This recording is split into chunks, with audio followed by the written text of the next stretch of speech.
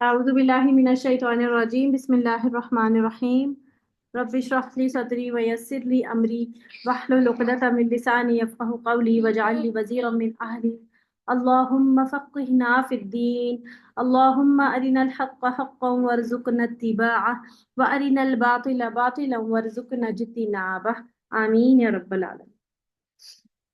كان الناس تھی تھی الناسو تھے الناسو لوگ امتن امت واحدتن ایک ہی، یعنی ایک ہی امت تھے. پھر آگے جو ہے نا ایک لفظ یہاں پر ایک طرح سے حذف ہے، یعنی کہ فختلفو کر کے، کہ جب انہوں نے اختلاف کیا یا ان کو کوئی ضرورت محسوس ہوئی تو پھر آگے یہ سلسلہ کلام ہے کہ فبعث اللہ، تو بھیجا اللہ نے النبیین نبیوں کو، مبشرین خوشخبری سنانے والا بنا کر، و منذرین اور سوری اعوذ باللہ من الشیطان الرجیم، اور ڈرانے والا بنا کر.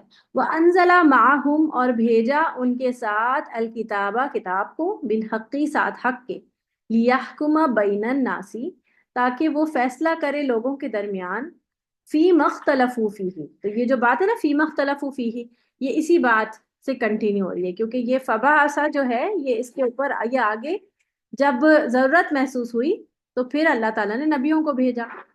یعنی نبی جو ہیں وہ الگ الگ کوئی مذہب نہیں لے کے آئے تھے، بلکہ مذہب ایک ہی تھا اور بس نبی دوسرے تھے، کتابیں جو ہے وہ الگ تھیں لیکن چیز ایک ہی تھی، طریقہ ایک ہی تھا.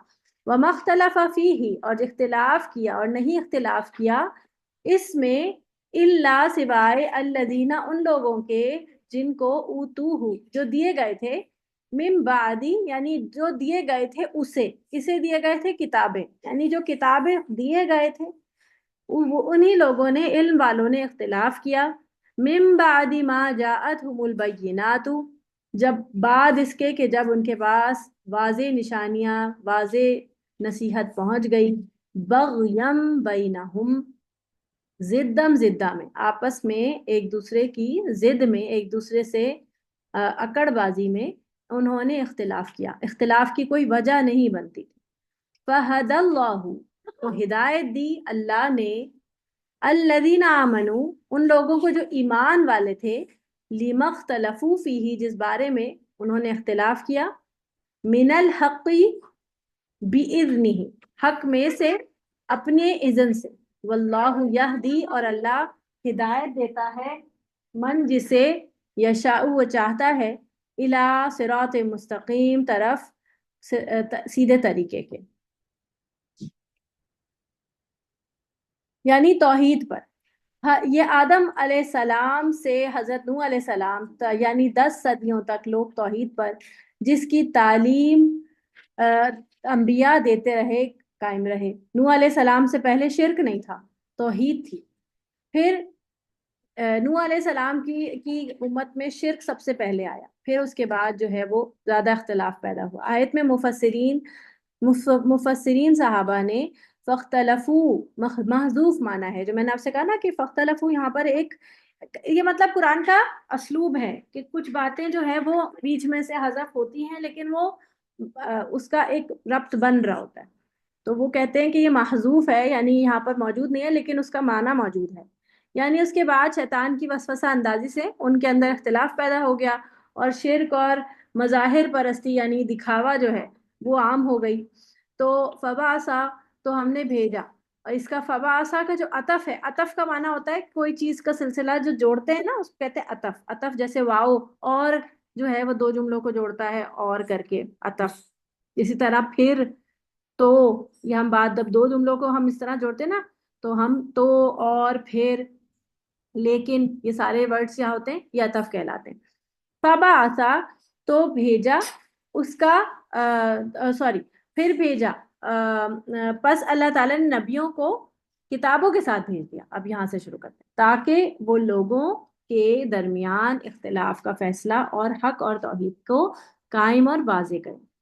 ٹھیک ہے، اختلاف ہمیشہ راہ حق سے انحراف کی وجہ سے ہوتا ہے، اور اس انحراف کا منبع کا معنی ہوتا ہے اوریجن، ٹھیک ہے، اوریجن کہاں سے جنریٹ ہو رہی ہے بات. تو انحراف کا معنی ہوتا ہے ڈیویٹ کرنا. کسی چیز کا جو انحراف ہو رہا ہے یا ڈیویشن ہو رہی ہے تو اس کا اوریجن کیا ہے؟ بغض اور اناد. بغض اور اناد دونوں کا معنی ہوتا ہے مطلب دل کا کینہ، دل کے اندر جو ہوتا ہے خرابی، یعنی انا، ضد، بحث، دشمنی، یہ مطلب ہوتے ہیں، بنتا ہے. امت مسلمہ میں بھی جب تک یہ انحراف نہیں آیا یہ امت اپنی اصلی حالت پر قائم رہی اور اختلاف کی شدت سے محفوظ رہی. لیکن اندھی تقلید اور بدعت نے حق سے گریز کا جو راستہ کھولا، اس سے اختلافات کا دائرہ پھیلتا اور بڑھتا ہی چلا، حتیٰ کہ اتحاد امت ایک ناممکن چیز بن کے رہ گیا ہے. فہد اللہ المسلمین، تو اللہ تعالیٰ جو ہے وہ مسلمانوں کو ہدایت دے. تو چنانچہ مثلا اہل کتاب نے جمعے میں اختلاف کیا، یہود نے ہفتے کو، اور نصارہ نے اتوار کو اپنا مقدس دن قرار دے دیا. تو اللہ تعالیٰ نے مسلمانوں کو جمعے کا دن اختیار کرنے کی ہدایت دے دی کہ جمعے کو دن تم جو ہے اس کو وہ کر لو، مقدس بنا لو. اور جمعے کے دن آپ کو پتا ہے کہ نماز جمعہ سے پہلے خصوصاً جو ہے وہ ہم ایسا کوئی پھیلانے والا کام نہیں سٹارٹ کرتے تاکہ ہم جو ہے وہ خضوع کے ساتھ عبادت کر سکیں. ایک عبادت کا دن اس کو مخصوص کرتے ہیں تاکہ جو ہے جمعے کی ایک فضیلت بھی قائم رہے. اور اس میں سورہ کہف بھی پڑھی جاتی ہے تاکہ اس میں ایک ہفتے سے اگلے ہفتے، یعنی ایک جمعے سے دوسرے جمعے کے درمیان جو حصہ ہے اس میں ایک نور جو ہے وہ بڑھ جاتا ہے. حدیث کے مطابق ایک انسان کے لیے اس کا نور بڑھا دیا جاتا ہے. انہوں نے حضرت عیسیٰ علیہ السلام کے بارے میں اختلاف کیا. یہود نے ان کی تکذیب کی اور ان کی والدہ حضرت مریم پر بہتان لگایا. اس کے برعکس عیسائیوں نے ان کو اللہ کا بیٹا اور الہی بنا دیا. اللہ نے مسلمانوں کو ان کے بارے میں صحیح موقف اپنانے کی توفیق عطا فرمائی کہ وہ اللہ کے پیغمبر اور اس کے فرما بردار بندے تھے. حضرت ابراہیم علیہ السلام کے بارے میں بھی انہوں نے اختلاف کیا. ایک نے کہا کہ وہ یہودی تھے، دوسرے نے کہا نصرانی تھے. مسلمانوں کو اللہ نے صحیح بات بتا دی کہ وہ حنیفہ مسلمہ تھے. اور اس طرح کے دیگر کئی مسائل میں اللہ تعالیٰ نے اپنے اذن یعنی اپنے فضل سے مسلمانوں کو صراط مستقیم دکھائی. تو یہاں پہ یہ بات کو اچھی طرح واضح کر دیا گیا کہ فہد اللہ الذین آمنوا لما اختلفوا فیہ من الحق بإذنہ، یعنی جب مومنوں کو اللہ تعالیٰ ہدایت دیتا ہے جس میں بھی اختلاف کی بات ہوتی ہے تاکہ ان کے دل جو ہیں وہ صاف ہو جائے. لیکن ہدایت کس کو ملے گی؟ اسی کو نا جو ہدایت لینا چاہتا ہے. جو ہدایت نہیں لینا چاہتا اور صرف سوال برائے سوال کر رہا ہے اور بس ویسے ہی باتیں کر رہا ہے اور اس کے دل میں کوئی ایسی طلب نہیں ہے ہدایت کی، تو اس کو تو ہدایت نہیں ملے گی نا. اللہ تعالیٰ کی ہدایت کے بارے میں اللہ تعالیٰ کا کیا اصول ہے کہ ہدایت جو ہے اللہ تعالیٰ کی کوئی سستی چیز نہیں ہے.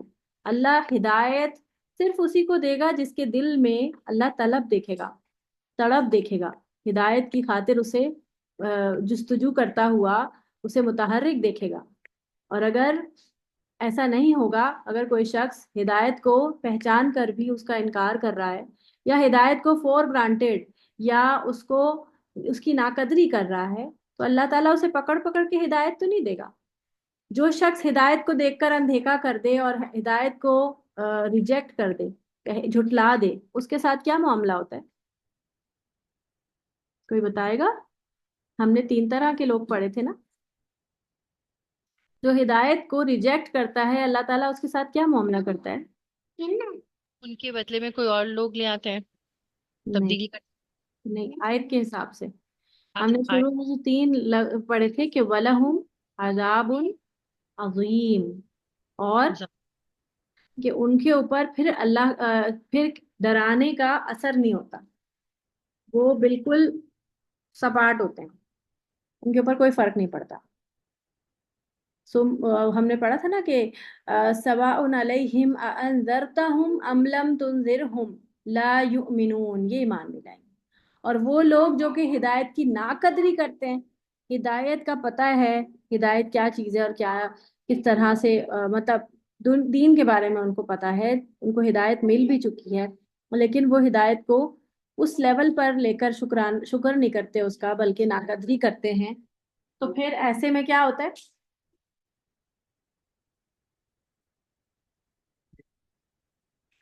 ऐसे में क्या होता है, क्या क्या अल्लाह ताला क्या सजा देते हैं ऐसे लोगों को? मैं बताऊं? जी बताएं बताएं। वो अंधे बहरे गूंगे इस तरीके के शाबाश। तो फिर अल्लाह ताला उनको अंधा बहरा गूंगा। मोहर लगा देते हैं। हाँ जी। मोहर तो इन इन पर होती है ना, इन पे मोहर नहीं होती, लेकिन अच्छा। इनको हक, फिर इनके लिए ये होता है कि अल्लाह ताला इनको फिर और तरीके से सजाएं देता है। मोहर सिर्फ उसके ऊपर होती है जो हक को जानबूझकर रिजेक्ट कर देता है, मानता भी नहीं, उनके दिलों पर है ओके। ना। क्योंकि ठीक। हमने देखा खत्म अल्लाहु अला कुलूबिहिम, काफिरों के लिए आया, मुनाफिकों के लिए जो है वो ये बात नहीं है। मुनाफिकों को लेकिन इससे ज्यादा बढ़कर अजाब की वही दी गई है कि उनका तो ये है कि जहन्नुम में सबसे नीचे दर्जा होगा मुनाफिक का। हाँ जी बिल्कुल बिल्कुल, सबसे निचला दर्जा होगा मुनाफिकों का। और इसको लेके ना, आप बताएं। ठीक है। आप बताएं। जी। हाँ जी। और दूसरा ये कि देखिए मुनाफिकों के बारे में हम और आप लोगों ने इस बारे में सोचा कि हम किस कैटेगरी में फॉल करते हैं? जब हम मुत्तकी के बारे में हम पढ़ते हैं, हम काफिरों के बारे में पढ़ते हैं, फिर हम मुनाफिकों के बारे में पढ़ते हैं, तो आपको क्या लगता है कि आप अपने लेवल पर सोचें, आप हर हर बंदा अपने अपने बारे में सोचे, मैं अपने बारे में सोचूं कि हम किस किस जगह पे खड़े हैं? क्या लगता है आपको? अक्सरियत हमारे मुसलमानों की, चले पाकिस्तानी की, हमारी पाकिस्तान की आवाम की बात कर लें, हम अपने बारे में बात कर लें, हम कहाँ खड़े हैं?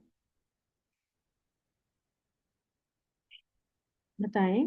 मोमिनीन है हम, नहीं, काफिर? ऐसे ही है जैसे आप बता रही हैं, मतलब ओपनिंग हम में मुंह तो पर नहीं कहता, अगर किया जाए अपना मुहासरा, तो मेरे ख्याल से तो मुनाफिकों की तरफ ज्यादा और ज्यादातर जब भी कोई बिल्कुल। आयत आती है तो इंसान ज्यादातर, मुझे तो यही थॉट आता है कि ये तो चीज, मतलब मैं भी तो यही कर रही होती हूँ, मतलब जैसे अच्छे को, जैसे है कि आप बेहतर के लिए आप जो अच्छी चीज नहीं उसके लिए आप बेहतर की छोड़ देते हैं ये चीजें। और अफवो दरगुजर ये हम कहाँ करते हैं? हम ऐसा कुछ भी नहीं कर पाते जो ऐसी सिचुएशंस में जहाँ पे हमें एक मोमिन की बात बताई है, मुत्तकी लोगों की, जो पिछली आयत में जो इतनी सारी बातें थी कि मुत्तकी वो होते हैं जो, जिसका जवाब कह दें कि जो अल्लाह ने पहले सूरह बकरा की स्टार्टिंग कहा था कि मुत्तकी कौन है, तो फिर अभी पिछली आयतों में हमने पढ़ा है कि 7 चीजें थी, हम उनमें से तो कितनी थोड़ी सी कर रहे होते हैं। मुझे तो बार बार अपना, अब अपनी बात करूंगी मैं, मुझे तो लगता है जैसे हम बहुत जगहों पे मुनाफिकत की तरफ चले जाते हैं। जी। तो वही बात है ना कि हमने जो, क्योंकि दीन प्लेट में रख के मिला हुआ है, हम बॉर्न मुस्लिम्स हैं, हमें इतनी आसानी से दीन मिला हुआ है कि हम ये सोचे बैठे हैं कि हम तो हिदायत याफ्ता और अल्लाह के ब्लेस्ड और चुने हुए लोग हैं, और हम तो उम्मत मोहम्मद ही हैं, और हमारे ऊपर जो एक बड़ा ड्रॉबैक, यानी कि एक वो कहते हैं ना कि ये बहुत बड़ी मुसीबत ये पड़ी कि कुछ उलमा ने हमारे अंदर ये चीज रासिक कर दी, अंदर डाल दी, जड़ों में बिठा दी कि हम तो उम्मत मुस्लिमा हैं और हमारी तो शफात लाजमी है, और हम तो जन्नत में ही जाएंगे। और जिनको ये पढ़ा दिया गया कि जिसने जो है वो नबी करीम सल्लल्लाहु अलैहि वसल्लम पर ईमान लाया और जो अल्लाह पर ईमान लाता है, बस वो तो जन्नत में जाएगा ही जाएगा। ये बात भी, और फिर यहाँ तक कि अगर चलो हमें जहन्नुम में हमें डाला भी गया, तो एट द एंड जिसके दिल में राई बराबर भी ईमान होगा या जिसके दिल में थोड़ा सा भी ईमान होगा, तो वो जन्नत में जाएगा ही जाएगा। ये जो दिमाग में ये जो सोच आ गई है ना, इसने हमें कहीं का नहीं छोड़ा, इसने हमें बहुत थोड़े पर इक्तिफा करना सिखा दिया, और हम इस पर राजी होके बैठ गए, हम बहुत आराम से, हम बहुत बहुत कम पे राजी हो गए। और जब हम बहुत कम पे राजी हो गए ना, तो हम उससे भी कम और उससे भी नीचे और उससे भी नीचे चले। और अब हालात ये हो गए कि अगर हम ने अभी भी कुछ ना किया ना, तो अगली जनरेशन और उसकी अगली जनरेशन ये कहेगी कि हाँ हम कलमा पढ़ते तो हैं, क्यों पढ़ते हैं पता नहीं। और हो सकता है अभी भी कुछ जनरेशन, मतलब अभी भी जनरेशन में इस तरह के बच्चे हों कि वो कहें कि हमें नहीं पता, हम नमाज पढ़ते हैं लेकिन क्यों पढ़ते हैं पता नहीं। और बहुत से, मतलब हो सकता है हमारी जनरेशन में नहीं, लेकिन हमारी बच्चों में तो जरूर, हमारी बच्चों की जनरेशन में इस तरह के बच्चे जरूर होंगे जो ये बात कह रहे होंगे। तो ये बड़ी अलार्मिंग बात है कि हमने अपने दीन को उस लेवल पर लिया ही नहीं। और वजह पता है इसकी क्या है? اس کی وجہ یہ ہے کہ ہمارے آس پاس سبھی مسلمان ہیں. ہمارے آس پاس اگر کوئی دوسری قومیں ہوتی نا، جیسے اہل کتاب ہوتے اور ہم پہ مسلط ہوتے، یا ہندو ہوتے اور بہت قریب رہ رہے ہوتے، اور اسی طرح ہمیں ان کی جو ہے ہمیں بہت قریب سے انہیں دیکھنے کا اور انہیں پرکھنے کا موقع ملتا، تب ہمیں سمجھ آتا کہ ہمارا دین جو ہے وہ کتنا ویلیویبل ہے اور ہمیں کیا چیز سے نوازا گیا ہے. جب ہمارے پاس ہمیں موازنہ کرنے کے لیے نہیں ہوتا نا، تو ہم ناقدرے ہو جاتے ہیں. جیسے اب کوئی امیر لوگ ہیں، جیسے ہم لوگ ہیں، اب چلے مڈل کلاس بھی اگر ہم دیکھ لیتے ہیں تو مڈل کلاس طبقے کو بھی اب کھانے کو ملتا ہے، ہمارے بچوں کو کھانے کو سب کچھ ملتا ہے، تو نخرے بھی کر رہے ہوتے ہیں کہ یہ کیوں پکایا، وہ کیوں پکایا، اس طرح کرتے ہیں. لیکن جب آس پاس آپ کے غریب لوگ ہوں گے تو موازنہ کرنا آپ کو سمجھ آتا ہے کہ ہاں ان کے پاس تو یہ بھی نہیں. جب آپ موازنہ کرتے ہیں تب آپ کو اپنی چیز کی قدر آتی ہے. ہمارے یہاں مسئلہ یہ ہے کہ ہم سبھی مسلمان، تو ہم سبھی جو ہے وہ ایک ہی لیول پر ہیں اور اپنے آپ کو سمجھتے ہیں کہ بس صحیح ہے، اب اسی لیول پر ہمارا گزارا ہو جائے گا. تو سمجھنے کی ضرورت یہ ہے کہ ہمارا گزارا اس طرح نہیں ہوگا.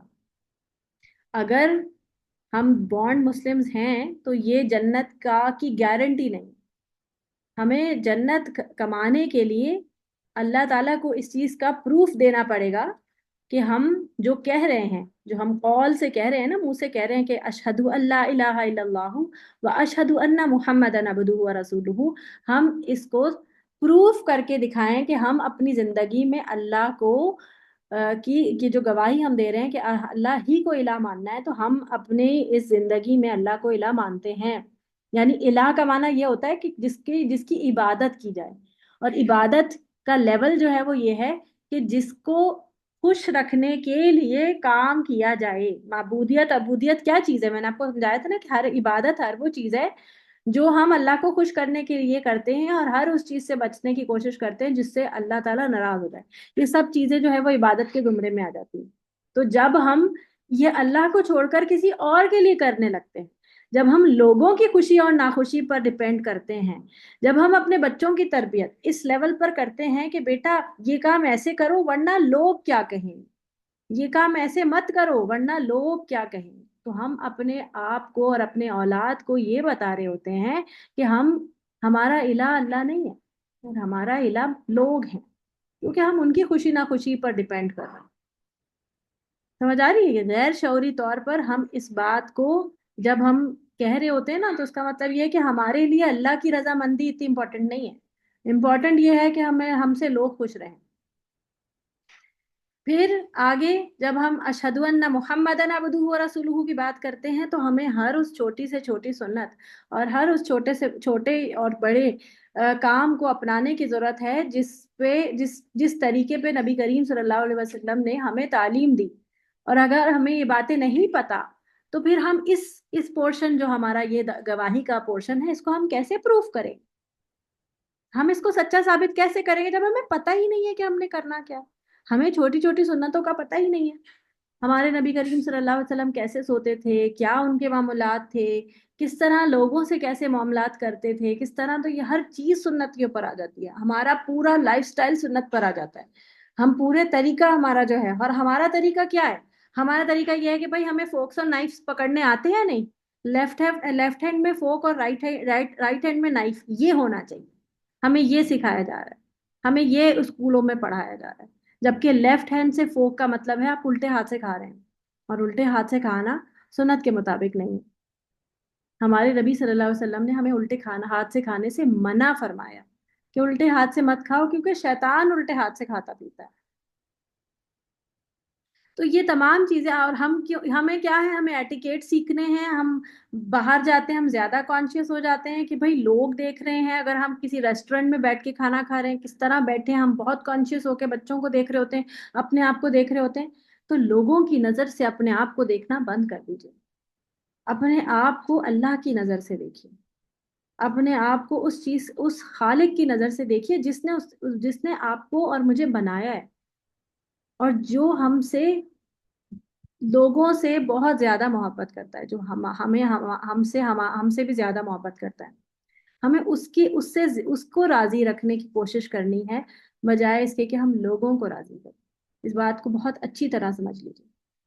ام حسبتم ان تدخلوا الجنت، کیا تم نے یہ سمجھ لیا ہے، کیا یہ سمجھ بیٹھے ہو، ان کے تدخلو تم داخل ہو جاؤ گے، الجنت جنت میں، ولما حالانکہ ابھی تک نہیں، یاتیکم آئی تمہارے پاس، مثلو مثال مانند، ان کے الذین ان کے جو خلو گزر چکے، خلا کا معنی ہوتا ہے خالی ہونا، یعنی جو گزر جاتے ہیں وہ جگہ خالی ہو جاتی ہے نا، تو جو گزر چکے، من قبلکم تم سے پہلے، جو تم لوگوں سے پہلے گزرے، ان لوگوں پر جو کچھ مصیبتیں آئی تھی وہ تو ابھی تک تمہارے اوپر آئی ہی نہیں. مستہم، یہ مستہم میم سین سین سے ہے، مسا یعنی پہنچی انہیں، چھوا انہیں، البأساء سخت سختیوں نے، بہت زیادہ مصیبتوں نے، والضراء اور غموں نے تکلیفوں نے، وزلزلوا اور وہ ہلا دیے گئے، ایک اردو میں محاورہ ہوتا ہے ہلا مارے گئے، وہ ہلا دیے گئے، زلزلہ سے ہے، حتیٰ یہاں تک کہ یقول الرسول کہنے لگا رسول، جو اس وقت کا رسول تھا وہ کہنے لگا، والذین آمنوا معہ اور جو اس کے ساتھ لوگ تھے ایمان والے وہ بھی کہنے لگے، متى نصر اللہ کب آئے گی، متى کا معنی ہوتا ہے کب آئے گی، کب، نصر اللہ اللہ کی مدد، اللہ کی مدد کب آئے گی، اللہ خبردار یا واضح رہو یا سن لو، انا بے شک، نصر اللہ قریب اللہ کی مدد قریب ہی ہے. تو ہم پہ ایسی کوئی مصیبت آئی ہے جو ہم یہ کہیں؟ ہم تو چھوٹی چھوٹی تکلیفوں پر کہنے لگ جاتے ہیں ہمارا کیا قصور تھا. ہجرت مدینہ کے بعد جب مسلمانوں کو یہودیوں، منافقوں اور مشرکین عرب سے مختلف قسم کی ایذائیں اور تکلیفیں پہنچی تو بعض مسلمانوں نے نبی کریم صلی اللہ علیہ وسلم سے شکایت کی، جس پر مسلمانوں کی تسلی کے لیے یہ آیت بھی نازل ہوئی اور خود نبی کریم نے فرمایا صلی اللہ علیہ وسلم کہ تم سے پہلے لوگوں کو ان کے سر سے پیروں تک آرے سے چیرا گیا اور لوہے کی کنگھی سے ان کے گوشت پوست کو نوچا گیا، لیکن یہ ظلم اور تشدد ان کو ان کے دین سے نہیں پھیر سکا. پھر فرمایا کہ اللہ کی قسم اللہ تعالیٰ اس معاملے کو مکمل یعنی اسلام کو غالب فرمائے گا، یہاں تک کہ ایک سوار صنعاء سے حضر موت تک تنہا سفر کرے گا، یعنی یہ جگہ یہ حضر موت تک، صنعاء سے حضر موت یا جب تک اس کو موت نہ آ جائے سفر کرے گا اور اسے اللہ کے سوا کسی کا ڈر نہ ہوگا.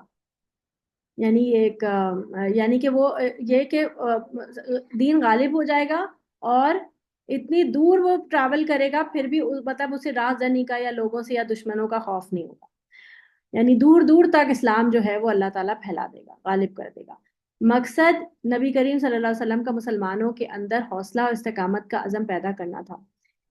اب آگے ہے یہاں پر کہ ہر آنے والی چیز جو ہے وہ قریب ہے، یہاں پر ہے نا اللہ انا، اور اہل ایمان کے لیے اللہ کی مدد یقینی ہے، اس لیے اس کو قریب ہی کہا گیا ہے کہ وہ قریب ہی ہے. اب اس کا مطلب یہ نہیں کہ فوراً ہی آ جائے گی، اس کا مطلب یہ ہے کہ بس اس کا انتظار کرو اور وہ آ جائے گی.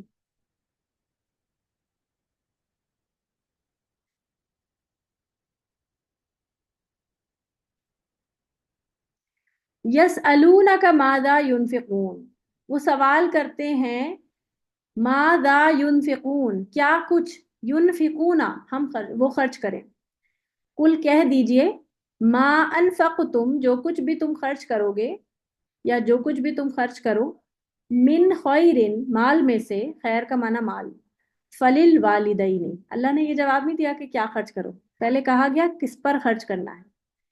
سب سے پہلے کیا کہا کہ اپنے والدین پر، والاقربین قرابت داروں پر، غریب اپنے قریبی رشتہ داروں پر. سب سے پہلے جو ایکسٹرا خیرات یا جو ایکسٹرا مال جو ہمارے پاس ہوتا ہے وہ اس کا حقدار کون ہے، والدین اور اقربین. والدین کے بارے میں بات سمجھ لیجئے کہ والدین کے اوپر خرچ کرنا اولاد پر واجب نہیں ہے جب تک کہ والدین پوری طرح اس کے اوپر ڈیپینڈ نہ کرتے ہیں. جیسے فرض کریں والدین جو ہیں ان کی اپنی کوئی ذرائع آمدنی ہے، فرض کریں کہ ان کی پینشن آتی ہے، یا یہ کہ ان کا اپنے کچھ کاروبار چل رہے ہیں، ان کا کچھ پروفٹ آ رہا ہے وہاں سے، یا یہ کہ ان کے کوئی گھر ہیں کرائے پہ چڑھے ہوئے اور ان کا اپنا گزارا ہو سکتا ہے، تو اولاد پہ واجب نہیں ہے کہ ان کو پر منتھ کچھ دے. لیکن محسنین والا جو ایک وہ ہے نا کہ حسن سلوک کے وہ انہیں کچھ دے، تو یہ مطلب بہترین ہے، مستحب ہے کہ آپ ان کو دیں، لیکن واجب نہیں. اولاد کو پالنا تو نان نفقے میں آتا ہے نا، لیکن اگر والدین بالکل خالی ہاتھ ہیں اور ان کا کوئی ذرائع آمدنی نہیں ہے اور وہ آپ ہی پہ ڈپینڈ کرتے ہیں، تو پھر آپ پر واجب ہو جاتا ہے، پھر آپ کفیل بن جاتے ہیں نا ان کے. تو پھر اولاد پر واجب ہو جاتا ہے کہ ان کا خرچہ اٹھائے. ٹھیک ہے. اور پھر اسی لیے یہاں پر فلیل والدینی جب ایکسٹرا پہ یعنی کہ کیا ایکسٹرا خرچ کریں تو اس میں والدین کا ذکر لکھا گیا ہے. ٹھیک ہے. تو اگر کوئی کہے کہ ان پر تو ان پہ تو خرچ کرنا لازم ہے، تو یہاں کیوں یہ بات آ رہی ہے؟ تو یہ اس وجہ سے آ رہی ہے کہ دو کنڈیشنز ہیں. اگر تو والدین خود کفیل ہیں، پھر آپ یہ کہ ایکسٹرا میں سے آپ ان سب سے پہلے جو ہے وہ والدین کا حق نکالیں گے، اور پھر اقربین کا، پھر یتیموں کا، پھر مسکینوں کا، اور پھر سائل کا، یعنی کہ وہ اپنے سبیل مسافر کا. وما تفعلوا من خیر، اور جو کچھ بھی تم بھلائی میں سے یا نیکی میں سے کرو گے، فإن اللہ بھی علیم، تو اللہ تعالیٰ تو اسے بہت اچھی طرح جانتا ہے. بعض صحابہ کے استفسار یعنی کہ ان کے پوچھنے پر مال خرچ کرنے کے اولین مصارف جو ہے وہ بیان کر دیے گئے. مصارف کا معنی ہے کہ وہ جگہیں جہاں پر مال خرچ کیا جائے گا، جیسے زکوٰۃ کے مصارف ہوتے ہیں، زکوٰۃ کے مصارف، اور یہاں پر مال خرچ کرنے کے مصارف. مصارف کا معنی ہے وہ جگہ جہاں پر آپ مال، یعنی وہ لوگ جن پر آپ مال خرچ کریں گے. ٹھیک ہے. مصارف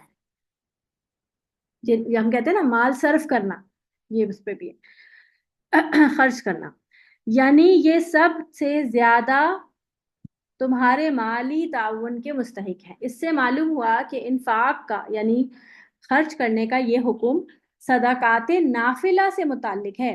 دیکھیں صدقات کا معنی میں نے آپ کو پہلے بھی بتایا تھا، شاید نہیں بتایا تھا. دیکھیں ہم نا عموماً کیا کہتے ہیں، صدقات اور خیرات. کوئی مجھے بتائے گا کہ صدقات اور خیرات میں کیا فرق ہے؟ جی کوئی مجھے بتائے گا؟ آپ میں سے کوئی مجھے بتائے. زکوٰۃ کے علاوہ زکوٰۃ. ہم جو بھی مال خرچ کرتے ہیں وہ صدقہ کہلاتا ہے. اچھا، اور خیرات؟ خیرات. تو آپ کسی صدقات تو یہ نا کہ آپ نے جو بھی کسی کو بھی دیں وہ صدقہ ہے، جیسے شوہر کا بیوی کو کھلانا بھی صدقہ ہے، اور آپ جو بھی مال خرچ پیار کرتے سے ہیں بات جس کرنا، نیکی کرنا بھی صدقہ ہے. ہاں جی. صدقہ ہے. خیرات تو وہ ہوگا پھر جو مسکین یا فقیر کو دی جائے، اور آئی تھنک سو جو اللہ کی راہ میں خرچ کیا جائے، جزاک اللہ کسی خیر. ضرورت مند کی ضرورت پوری کی جائے. آپ اس کو کلیئر کر لیجئے کہ خیرات جو ہے اس کا معنی ہوتا ہے، خیرات ہم نے پڑھا تھا نا، فاستبقوا الخیرات. عربی زبان میں خیرات جو ہے اس کا معنی ہوتا ہے نیکیاں، بھلائیاں.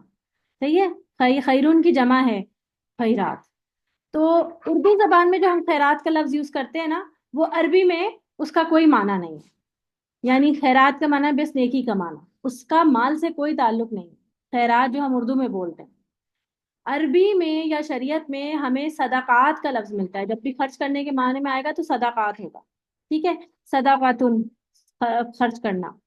تو اس صدقہ کا کے دو پارٹس ہیں، ایک صدقات نافلہ اور ایک ہے صدقات لازمہ. جیسے یہاں صدقات نافلہ لکھا ہوا ہے نا، ایسی ہے صدقات لازمہ. جو لازمہ ہوں گے اس میں کیا کیا ہوگا؟ جیسے زکوٰۃ ہو گئی، آپ کا اللہ کا حق ہو گیا سب سے پہلے مال میں.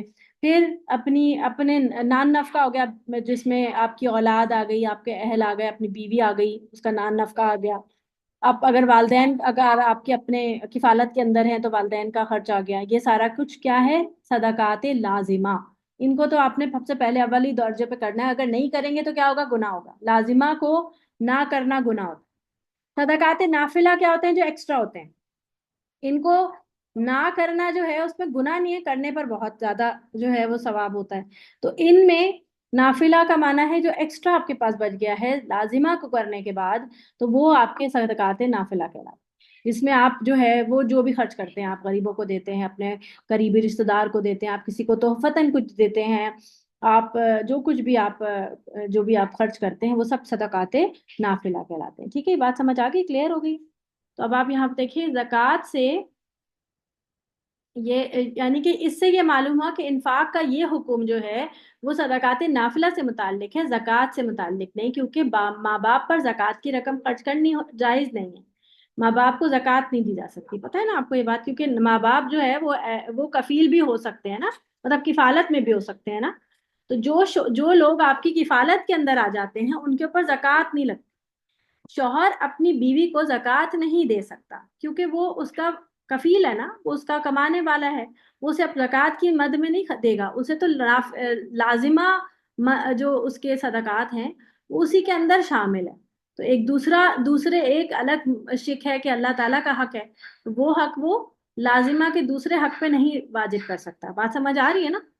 ہاں، اگر بیوی کے پاس ایکسٹرا ہے اور شوہر جو ہے وہ نیڈی ہے تو بیوی اپنے شوہر کو زکوٰۃ دے سکتی ہے، کیونکہ بیوی شوہر کی کفیل نہیں ہے. سمجھ آ گئی بات؟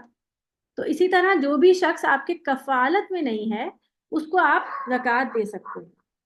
یہاں پر ہے حضرت میمونہ بن مہران لکھا ہے شاید، انہیں اس آیت کی تلاوت کر کے فرمایا کہ مال خرچ کرنے کی ان جگہوں میں نہ طبلہ سارنگی کا ذکر ہے اور نہ 24 تصویروں اور دیواروں پہ لٹکائے جانے والے آرائشی پردوں کا. مطلب یہ کہ ان چیزوں پر مال خرچ کرنا ناپسندیدہ اور اسراف ہے. یعنی کہ یہ کہہ رہے ہیں کہ یعنی کہ جو سجاوٹ والی چیزیں ہیں، میرا خیال ہے اس کی بات ہو رہی ہے. افسوس ہے کہ آج یہ مصرفانہ اور ناپسندیدہ اخراجات ہماری زندگی کا اس طرح لازمی حصہ بن گئے ہیں کہ اس میں کراہیت کا کوئی پہلو ہی ہماری نظروں میں نہیں رہا.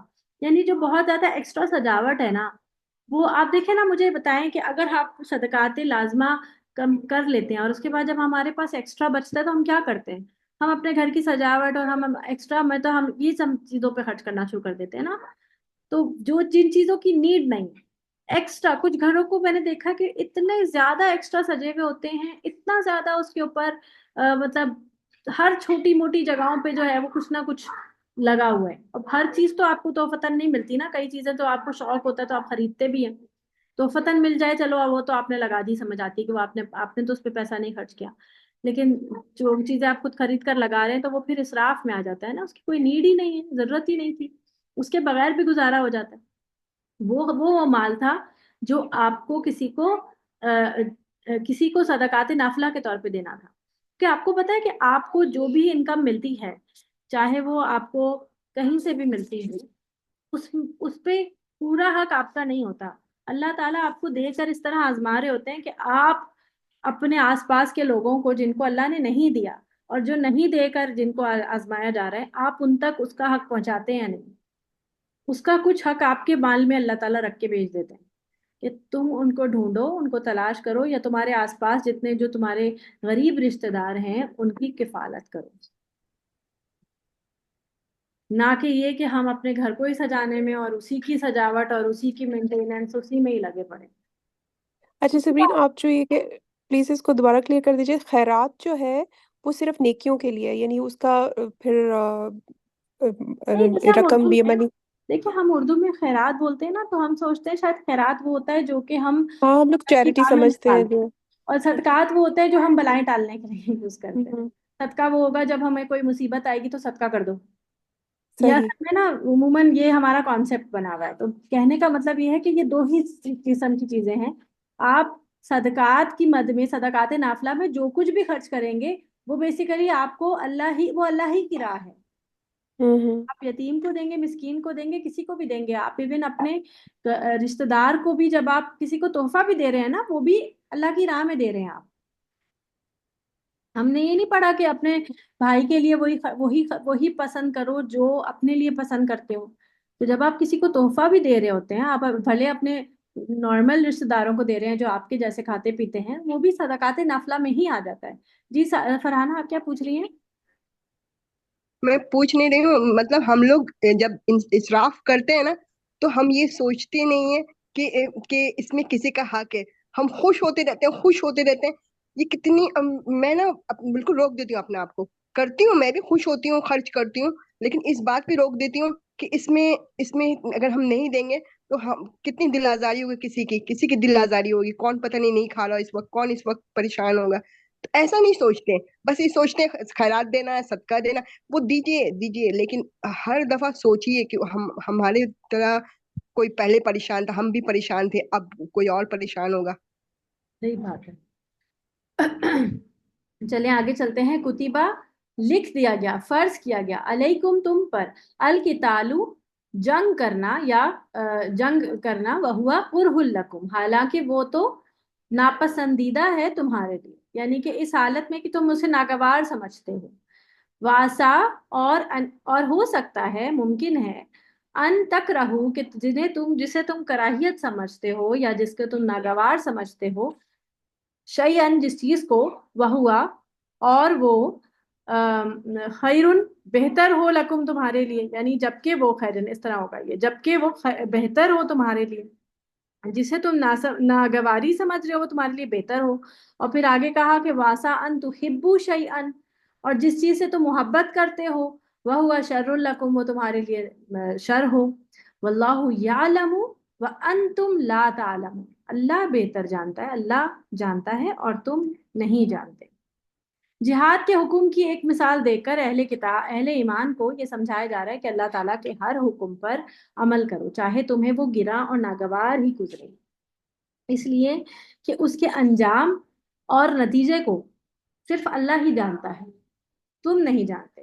ہو سکتا ہے کہ اس میں تمہارے لیے بہتری ہو، جیسے جہاد کے نتیجے میں تمہیں فتح اور غلبہ، عزت اور سربلندی اور مال و اسباب مل سکتا ہے. اسی طرح تم جس کو پسند کرو، یعنی جہاد کے بجائے گھر میں بیٹھ رہنا، تو اس کا نتیجہ تمہارے لیے خطرناک ہو سکتا ہے، یعنی دشمن تم پر غالب آ جائے گا اور تمہیں ذلت اور رسوائی کا سامنا کرنا پڑے گا. تو یہاں پر یہ بات سمجھائی جا رہی ہے کہ تمہیں لگتا ہے کہ جہاد کرنا جو ہے وہ یعنی کہ یہ بیسیکلی یہ یاد ہے آپ میں پیچھے بھی ہم نے یہ جب پڑھا تھا اور میں نے آپ کو بہت ڈیٹیل میں قتال والی آیت کو سمجھایا تھا، تو میں نے کہا تھا کہ اس میں یہ ایک آیت کا ریفرنس تھا، میں نے کہا تھا یہ آپ آگے پڑھیں گے کہ بہت سے لوگ تو جیسے اس وقت کے بہت سے لوگ ایسے تھے جو کہ بہت صلح پسند تھے اور وہ لڑائی جھگڑا اتنا پسند نہیں کرتے تھے. تو جب ان پر یہ جب جہاد کا حکم فرض ہو گیا کہ اب تو نکلنا ہی ہے، تو ان کی طبیعت پہ تھوڑا گراں گزرا کہ لڑنا بڑنا جو ہے اچھی بات نہیں.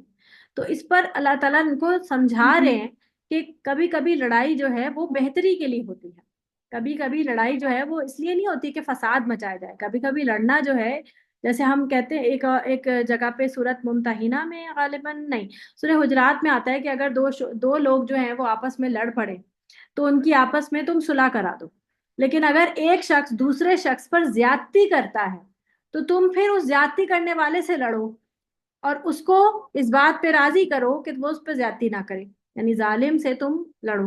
تو اب یہاں پہ صلح کرنے کے لیے لڑنے کا حکم دیا جا رہا ہے کہ تم اس سے لڑو، کا مطلب یہ نہیں باقاعدہ لڑ لو، لیکن یہ کا مطلب یہ ہے کہ تم اس کے ساتھ اختلاف کرو. اور تم اب پھر وہی بات آ جاتی کہ ظالم سے اختلاف جو ہے یہ بھی ظالم کی بھی مدد ہے اور مظلوم کی بھی مدد ہے. یاد ہے آپ کو میں نے یہ حدیث بھی سنائی تھی کہ ظالم کے ایک شخص نے پوچھا کہ مظلوم کی مدد ہے، سمجھ آ گیا، ظالم کی مدد کیسے ہے؟ ظالم کی مدد اس کا ہاتھ پکڑ کر ہے کہ اس کو ظلم سے روک دو. پھر یہ کہ دو لوگوں میں آپس میں صلح کرنے پر اگر تم کو دوسرے شخص کے ساتھ اپنے تعلقات تھوڑے سے بگاڑنے پڑ جائیں تو ضرورت اس بات کی ہے کہ تم تھوڑے بگاڑ لو، لیکن اس کو اس بات پہ راضی کرنے کی کوشش کرو کہ وہ دوسرے پر زیادتی نہ کرے. اب ہمارا معاملہ کیا ہو گیا ہے کہ ہم دو لوگوں کو لڑتے تو ہم کہتے ہیں ہمارا کیا، ہم کیوں کریں، ہم کیوں بیچ میں پڑیں، ہمارے اس کے تعلقات خراب ہو جائیں گے، ہمارا فائدہ لگا ہوا ہے اس کے ساتھ کوئی. ہم بہت مٹیریلسٹک ہو گئے نا، ہم حق کا ساتھ اس لیے نہیں دیتے کیونکہ ہمارا اپنا کوئی نقصان نہیں ہوتا، اور جب ہمارا نقصان ہوتا ہے تو ہم پھر کھڑے ہوتے ہیں اور ہمارے ساتھ کوئی بھی نہیں ہے پھر، کیونکہ باقی لوگ بھی پھر یہی سوچ رہے ہیں جب ہم یہی سوچ رہے ہیں. تو سمجھ آ رہی ہے بات؟ حق کا ساتھ دینے کے لیے اگر ہم کو نقصان اٹھانا بھی پڑے تو ہمیں حق کا ساتھ دینا ہے، اس نقصان کی پرواہ نہیں کرنی.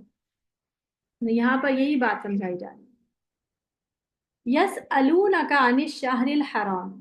اب یہ آیات نا اصل میں تھوڑی سی زیادہ مردوں سے ریلیٹڈ ہیں کیونکہ جنگوں کی باتیں چل رہی ہیں. 2-3 لیکچر سے میں نوٹس کر رہی ہوں کہ آپ لوگ زیادہ جو ہے وہ اس میں پڑھ کر وہ نہیں کرتے، نہ سوال کر رہے ہیں، نہ اس میں زیادہ وہ کر رہے ہیں پارٹیسپیٹ کر رہے ہیں، تو محسوس مجھے یہی ہو رہا ہے کہ مردوں سے زیادہ ریلیٹڈ ہے نا یہ آیتیں، جنگوں کی باتیں ہیں اور اس میں قتال کی زیادہ آیتیں آ رہی ہیں، اور حج کی آیتیں بھی آئیں اس کے اندر، تو زیادہ تر یہ تھا کہ اپنے گھر سے اور اپنے اپنے معاملات سے ریلیٹڈ ذرا کم ہی اس میں چیزیں ہیں. کوئی بات نہیں، انشاءاللہ آگے جو ہے وہ خواتین سے آگے جو اب معاملات ہیں، جو طلاق کے مسئلے ہیں وہ آئیں گے انشاءاللہ، تو اس میں ہم دیکھیں گے کہ آپ کافی جو ہے وہ اس میں اپنا انپٹ ڈالیں گے انشاءاللہ. یسألونکا، وہ سوال کرتے ہیں آپ سے، عن الشہر الحرام، حرمت کے مہینوں کے بارے میں، قتال فیہ، کہ اس میں قتال کرنا کیسا ہے، یعنی جنگ کرنا کیسا ہے. اور یہ سوال کون کر رہا ہے؟ یہ سوال کر رہے ہیں آپ سے مشرکین. قل، کہہ دیجئے، قتال فیہ کبیر، ان مہینوں میں جنگ کرنا بڑا گناہ ہے، یعنی بڑی بات ہے، کبیرہ گناہ ہے. وصد، اور پھر آگے کہا گیا، اور روکنا، عن سبیل اللہ، اللہ کے راستے سے، وکفر بھی، اور اس کا کفر کرنا، والمسجد الحرامی، اور مسجد حرام سے روکنا لوگوں کو، وإخراج أهله، اور اس کے رہنے والوں کو یہاں سے نکال باہر کرنا، منہ، اکبر عند اللہ، زیادہ بڑا ہے اللہ کے نزدیک، یعنی قتال سے زیادہ بڑا ہے یہ بڑے بڑے گناہ، یہ فتنے ہیں. والفتنة اکبر من القتل، اور قتل سے زیادہ بڑا فتنہ تو یہ ہے کہ تم اللہ کے راستے سے لوگوں کو روکو، اللہ کا کفر کرو، اور مسجد الحرام سے جو ہے وہ آنے سے لوگوں کو روکو، جبکہ مسجد الحرام جو ہے وہ انہی کا حق ہے. ہم نے پہلے پارے میں پڑھا تھا نا کہ مسجد الحرام کا آباد کرنا مومنوں کے لیے ہی جائز ہے، مشرکین کا تو اس سے کوئی کام ہی نہیں ہے، مشرکین کو تو وہاں سے نکال باہر کر دینا چاہیے، وہ تھوڑی کعبے کی رونق ہے، کعبے کی رونق تو مومنین ہے، تو ان کو تم ان سے وہاں سے روک رہے ہو، اور جو ہے ان کو بلکہ وہاں کے رہنے والوں کو بھی وہاں سے نکال رہے ہو جو ان کا اپنا رہنے کا حق ہے. تو یہ زیادہ بڑا گناہ ہے قتل سے. تو اب یہ بات بالکل پیچھے جو ابھی ہم نے پڑھی تھا قتال والی آیت، کہ کبھی کبھی لڑائی جو ہے وہ صحیح ہوتی ہے، اچھے کے لیے ہوتی ہے. یہاں پر بھی یہ کہا گیا کہ یہاں پر قتل جو ہے یہ ٹھیک ہے، ایون حرام مہینوں میں بھی ٹھیک ہے. ولا یزالون، پھر یہاں پر جو ہے اب خطاب جو ہے یہاں پر مسلمانوں کی طرف موڑ دیا گیا کہ یہ ہمیشہ رہیں گے. یزالونا کا روٹ ورڈ ہے زا واو لام زول سے. زول اردو میں زوال اسی لفظ سے ہوتا ہے. زوال کا معنی ہوتا ہے جس کو کبھی زوال نہ ہو، یعنی کبھی ختم نہ ہو کوئی چیز، ہمیشہ عروج پر ہی رہے، اونچی رہے، جوش میں رہے. تو یہاں پر ہے ولا یزالونا، اور یہ کبھی نہیں تھکیں گے، یہ کبھی نہیں اس بات سے پیچھے ہٹیں گے، یقاتلونکم، کہ وہ تم سے لڑتے رہیں، یعنی وہ تم سے ہمیشہ لڑتے رہیں گے. کون؟ یہ جو تمہارے دشمن ہیں، یہ نان مسلمز، حتیٰ یہاں تک کہ یردوکم، یہ پھیر دے تم کو، رد کر دے تمہیں، واپس پلٹ دیں، ان دینکم، تمہارے دین سے، ان استطاعوا، اگر یہ استطاعت رکھیں، یعنی اگر ان کے بس میں ہو تو یہ تمہیں تمہارے دین سے پلٹا کے ہی چھوڑیں، دم لیں، اور تبھی یہ تم سے مانیں. وَمَن یرتد، اور کوئی پلٹ جائے، پھر جائے، منکم، تم میں سے، عن دین ہی، اپنے دین سے، فیموت، اور وہ مر جائے، وہو کافر، اس حالت میں کہ وہ کافر ہو، فاولئک، تو یہی لوگ ہیں، حبطت اعمالہم، ان کے جو اعمال ہیں وہ ضائع ہو گئے، فی دنیا والآخرہ، دنیا اور آخرت دونوں میں، یعنی حالت دین میں انہوں نے جو بھی اچھے اعمال کیے تھے، اس کفر کی وجہ سے ان کے اچھے اعمال بھی ضائع ہو جائیں گے. پھر وہ اچھے اعمال جو ہے وہ آگے، اگر وہ مر جاتا ہے اسی کفر کی حالت میں، تو دین میں جو اچھے کام اس نے کیے تھے وہ بھی اس کے نل اینڈ وائڈ ہو جائیں گے. یہ بالکل اسی طرح وائس ورسا ہے کہ جو شخص مشرک ہے یا کوئی اور دین پر ہے اور وہ مسلمان ہوتا ہے، تو پیچھے جتنے بھی اس نے گناہ کیے ہیں وہ سب ختم ہو جائیں گے. وہ بالکل ایسے ہوگا جیسے ابھی پیدا ہوا ہے، ابھی اس نے اسلام قبول کیا، اس کے سارے پچھلے گناہ معاف، اور اب نئی زندگی شروع ہوئی ہے، اور پیچھے جو اس نے نیکیاں کی ہیں وہ باقی رہیں گی. اور جو کوئی شخص دین سے پھر جائے تو اس کی نیکیاں غارت ہو جائیں گی اور گناہ باقی رہیں گے، اور آگے گناہ جو ہیں وہ تو ہے ہی. ٹھیک ہے. وَأُولَٰئِکَ أَصْحَابُ النَّارِ، اور یہی لوگ ہیں جو کہ ساتھی ہیں آگ کے، ہم فیہا خالدون، وہ اس میں ہمیشہ ہمیش رہیں گے. رجب، ذوالقعدہ، ذوالحجہ اور محرم، یہ 4 مہینے زمانہ جاہلیت میں بھی حرمت والے سمجھے جاتے تھے، جن میں قتال اور جدال جو ہے ناپسندیدہ تھا۔ اسلام نے بھی ان کی حرمت کو برقرار رکھا۔ نبی کریم صلی اللہ علیہ وسلم کے زمانے میں ایک مسلمان فوجی دستے کے ہاتھوں رجب کے مہینے میں ایک کافر قتل ہو گیا اور بعض کافر قیدی بنا لیے گئے۔ مسلمانوں کے علم میں نہیں تھا کہ رجب شروع ہو گیا، کیونکہ اس زمانے میں کیلنڈر وغیرہ نہیں ہوتے تھے، اور وقت کا تعین جو ہے وہ عموماً چاند کی تاریخوں اور ان سب چیزوں سے ہی لگایا جاتا تھا۔ اور کیونکہ یہ سفر پہ تھے، یہ فوجی دستہ جو ہے سفر پہ تھا، ان کو آئیڈیا نہیں ہوا کہ رجب شروع ہو گیا۔ انہوں نے ایک شخص، یعنی کہ ان کو مڈبھیڑ میں یہ کچھ لوگوں سے ان کا ٹکراؤ ہوا، ایک کو قتل کر دیا اور کچھ کو قیدی بنا کر یہ واپس یہ لے آئے، تو کفار نے مسلمانوں کو تانا دیا کہ دیکھو یہ حرمت والے مہینوں کی حرمت کا بھی خیال نہیں رکھتے، جس پر یہ آیت نازل ہوئی اور کہا کہ یقیناً حرمت والے مہینے میں قتال بڑا گناہ ہے، لیکن حرمت کی دہائی دینے والوں کو اپنا عمل بھی تو دیکھنا چاہیے، یہ خود اس سے بھی بڑے جرائم کے مرتکب ہیں، یہ اللہ کے راستے سے مسجد الحرام سے لوگوں کو روکتے ہیں، وہاں کے مسلمانوں کو نکلنے پر انہوں نے مجبور کر دیا ہے، یعنی نکال دیا ہے باہر، ہجرت کرنے پر مجبور کر دیا، علاوہ اس کے کہ کفر اور شرک کے بجائے خود قتل سے بھی بڑا گناہ ہے، علاوہ ازیں کفر و شرک بجائے خود قتل سے بھی زیادہ بڑا گناہ ہے، یعنی کہ کفر اور شرک جو ہے یہ زیادہ بڑا گناہ ہے۔ اس لیے اگر مسلمانوں سے غلطی سے ایک آدھا قتل حرمت والے مہینے میں ہو گیا تو کیا ہوا، اس پر واویلا کرنے کے بجائے ان کو اپنا نامہ سیاہ بھی تو دیکھ لینا چاہیے، یعنی اپنا نامہ اعمال دیکھیں کہ وہ کیا کچھ کرتے پھر رہے ہیں، بجائے اس کے کہ وہ دوسروں کو تانا دے رہے ہیں۔ جب یہ اپنی شرارتوں، سازشوں اور تمہیں مرتد بنانے کی کوششوں سے باز آنے والے نہیں، تو پھر تم ان سے مقابلہ کرنے میں شہر حرام کی وجہ سے کیوں رکے ہوئے؟ شہر حرام کا معنی یعنی حرمت کے مہینے، جو دین اسلام سے پھر جائے یعنی مرتد ہو جائے، اگر وہ توبہ نہ کرے تو اس کی دنیا کی سزا جو ہے وہ کیا ہے؟ دنیاوی ہے، یہ دینوی نہیں ہے۔ یہ پہلے اردو جو تھی اس میں یہ دنیاوی کو ایسے لکھتے تھے، دنیاوی، صحیح دیکھنا پڑ رہا ہے، اس کی دنیاوی جو سزا ہے وہ قتل ہے۔ حدیث میں ہے کہ من بدل دینہ فقتلوہ، جو کوئی اپنے دین کو بدل دے یعنی مرتد کی سزا جو ہے وہ قتل ہے، تو مرتد کی سزا جو ہے وہ قتل ہے، لیکن قتل آپ نے یا میں نے نہیں کرنا، یہ ریاست ڈیسائیڈ کرتی ہے، حکومت کا کام ہے کہ ایسے شخص کو جو ہے وہ قتل کی سزا دی جائے۔ لیکن اچھا، جس سے معلوم یہ ہوا کہ ایمان کی حالت میں کیے گئے اعمال صالح بھی کفر ارتداد کی وجہ سے کالعدم ہو جائیں گے، یعنی ختم ہو جائیں گے، جو میں نے بات آپ کو آلریڈی بتائی، اور جس طرح ایمان قبول کرنے سے انسان کے پچھلے گناہ معاف ہو جاتے ہیں، اسی طرح کفر کرنے سے یا کفر ارتداد یعنی کہ مرتد ہونے سے تمام نیکیاں برباد ہو جاتی ہیں۔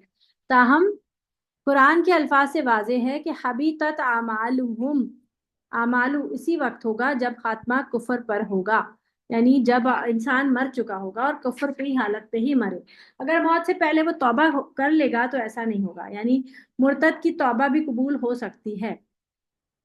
ان الذین آمنوا والذین ہاجروا، بے شک وہ لوگ جو ایمان لے کے آئے اور جنہوں نے اللہ کی خاطر ہجرت کی، وجاہدوا، اور انہوں نے جہاد بھی کیا اللہ کے راستے میں، اولئک یرجون رحمت اللہ، یہی وہ لوگ ہیں جو اللہ کی رحمت کی امید رکھتے ہیں، رجا یعنی کہ اللہ سے امید رکھتے ہیں، اور واللہ غفور الرحیم، اور اللہ تعالیٰ بہت بخشنے والا ہے، بہت رحم کرنے والا ہے۔ اب آخری آیت آج کی، یسألونک عن الخمر والمیسر، یہ سوال کرتے ہیں آپ سے خمر کا معنی ہوتا ہے کہ وہ شراب، والمیسر، میسر جو ہے وہ یسر سے ہے یعنی آسانی، جوئے میں نا مال آسانی سے ہاتھ آ جاتا ہے، بہت آسان ہوتا ہے نا جوا میں، اگر کوئی انسان جیتتا ہے تو مال بغیر محنت کے اس کو مل گیا۔ اور خمر کیا ہوتا ہے؟ خمر کا معنی خمار سے ہے، خمار کا معنی ہوتا ہے چادر، پردہ، خمارن، تو شراب پی کر بھی انسان کے دماغ پر، عقل پہ نا پردے پڑ جاتے ہیں، اس لیے شراب کا معنی بھی خمر ہے۔ والمیسر جو ہے وہ جوا ہے، آسانی سے ہاتھ آنے والی رقم۔ قل فیہما، قل کہہ دیجئے، فیہما، ان دونوں میں، اسمن، بہت گناہ ہے، کبیرن، بہت بڑا، ان دونوں میں بہت بڑا گناہ ہے۔ پھر آگے کہا ومنافع للناس، اور لوگوں کے لیے کچھ منافع بھی ہے، لیکن پھر آگے کہا کہ واسمہما اکبر من نفعہما، اس کا گناہ جو ہے وہ اس کے نفع سے زیادہ بڑا ہے. پھر آگے کہا وَيَسْأَلُونَكَ مَاذَا يُنْفِقُونَ، وہ جو پیچھے ہم نے سوال پڑھا تھا جس کا جواب جو ہے فوری طور پہ نہیں آیا تھا بلکہ کہا گیا تھا